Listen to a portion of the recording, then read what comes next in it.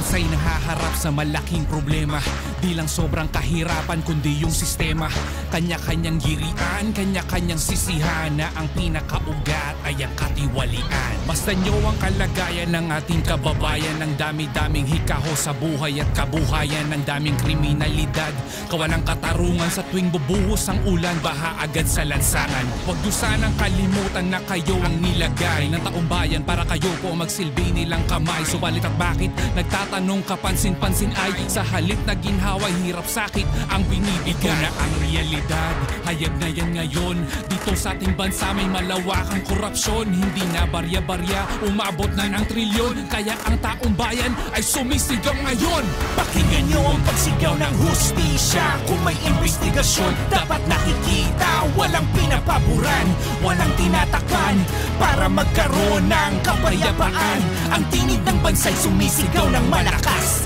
Dapat ay hindi pinipilipit ang batas. Ang dapat na gawin ay patupad ang patas upang makabangon ng Pilipinas. Kapag mayroong pagkilos, mayroong inaayos. Kapag mayroong proyekto, dapat tinatapos. Kapag may anomalyan at ito ay naudlot, hindi dapat pagtakpan, mayroong dapat manugot. Taong bayan ay una, hindi sariling kapakanan. Kung mayroong naging hakbang, dapat nakikita yan.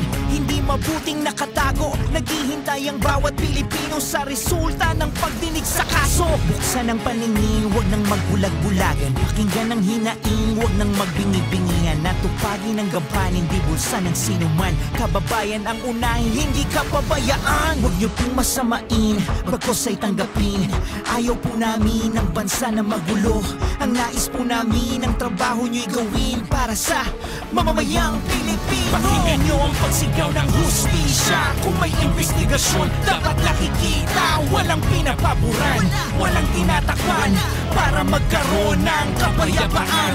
Ang tinig ng bansa'y sumisigaw ng malakas.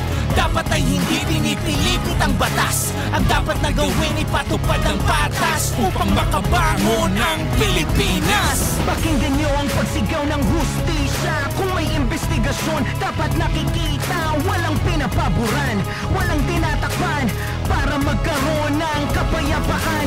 Ang tinig ng bansa'y sumisigaw ng malakas. Dapat ay hindi pinipilipit ang batas. Ang dapat na gawin ay patupad